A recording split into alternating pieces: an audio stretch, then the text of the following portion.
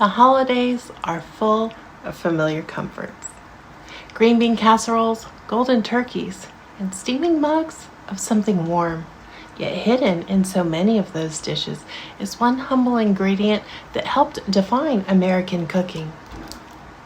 This little can helped define how America cooks, eats, and even celebrates. Today we're diving into how Campbell's soup changed a nation, from factory floors to family tables.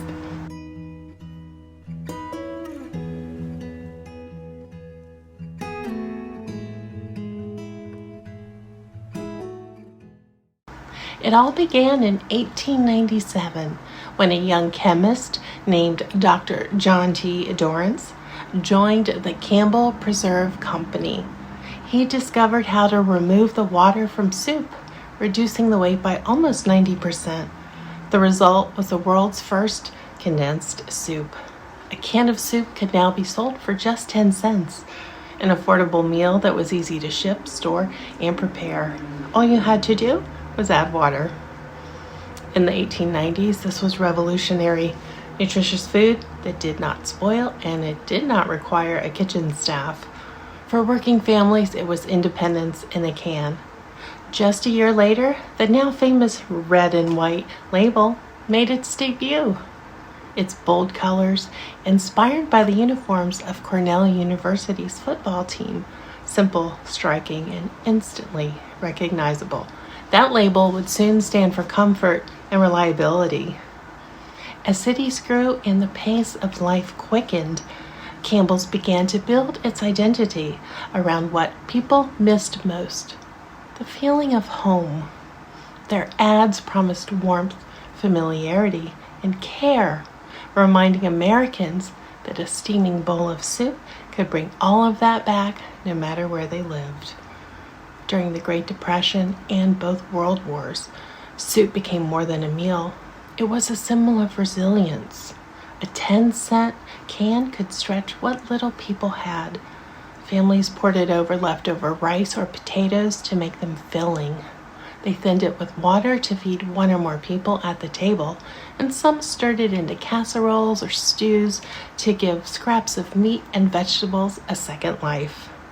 In boarding houses and lunch counters, soup was often the cheapest thing on the menu, yet still a comfort in uncertain times.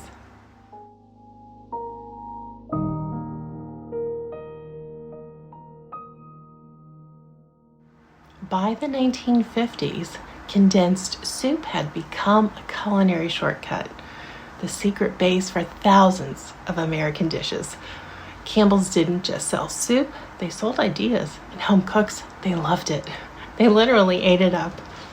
In 1955, we saw the birth of the green bean casserole. It was created by Dorcas Riley in the Campbell's test kitchen. And of course, it's still served at 20 million holiday tables every year. It's pretty stinking impressive. Scalloped potatoes with cream of mushroom soup, which was popularized in 1950s family cookbooks. Turkey rice bake was a favorite post-Thanksgiving leftover recipe using cream of chicken. Sweet potato souffle with cream of celery, a southern favorite for church potlucks. Then there was Swedish meatballs and cream of mushroom sauce, which became a party appetizer classic. Who remembers that? Tuna noodle, a budget-friendly weeknight staple through the 1960s and into today. With these recipes, Campbell's became part of the American rhythm. Weeknights, Sundays, and every holiday season. This brand we know as Campbell's became so much more than just a brand. It's a taste of home. These recipes have become part of our traditions. The dishes that show up year after year because they mean comfort, not perfection. Now, for those of you who are new to seeing me for the first time, I was a private chef for a decade. One of my clients, I remember one year, he's a professional athlete who couldn't have me make anything from scratch. And at Thanksgiving, while planning the menu, he wanted just one thing at the table exactly the same as he remembered it. The original Campbell's green bean casserole. No gourmet version, no fresh cream sauce. He said it has to taste like it did when I was a kid.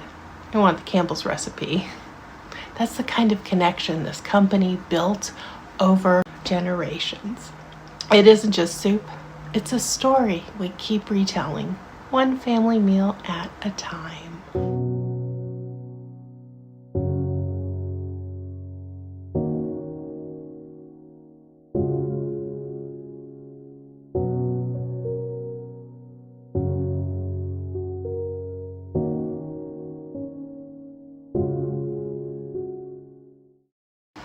In 1962, Campbell's soup achieved what few food brands ever have. It became art. Andy Warhol's 32 Campbell's soup cans transformed the humble pantry staple into a pop culture icon. Warhol said he painted them because he ate soup every day for 20 years. I wonder what flavors. But what he really captured was something deeper. The beauty in the ordinary, and how mass production defines modern life. Campbell's continued to innovate. Microwavable cups in the 1980s, now we see low sodium lines in the 1990s to current, and gourmet soups for the modern palates of today. For over a century, Campbell's has adapted with America. From industrial workers to stay-at-home parents, from lunch pails to office microwaves, that little can continues to evolve. And every time we open one, we connect to generations before us, the people who built the casseroles, stirred the soups, and made something simple feel special. Now, I want to hear from you. What's your favorite Campbell's dish that perhaps was passed down from your family? Is it the green bean casserole? Is it something completely unique? Or is it just a particular flavor in the lineup, the rather huge lineup that they have now? I know over the years, two of my friends pointedly, over not of course at the same day, but in conversation, I've heard in the winter months it'll come up, I had to open my can of Campbell's bean with bacon. That was this friend's favorite that they always have in the pantry. I have another friend who likes the beef with barley. Whenever they're sick, got to open up those cans or order in and have them delivered if they can't get out of the house. So it's interesting how each person has their own favorite, but it has to be Campbell. So tell me in the comments, did this soup also affect how your family ate? Did you have a busy working family? Your parents maybe both worked and you learned to make little quick put together casseroles, or did you come up with some interesting concoction like your own version of a hamburger helper? Let me know. I love to hear about what people enjoy eating. That makes me so happy. I don't judge what you're eating. I just like to see people enjoying their food. Subscribe if you'd like to see more food history, and I do get in the kitchen and cook on camera if you're new here. I cook 100-year-old recipes and some that are a little more recent, more like vintage recipes from the 1960s, 70s, and 80s. And sometimes I throw in something a little special just for you. Consider subscribing, hit the like if you enjoyed this, and I'll see you next time.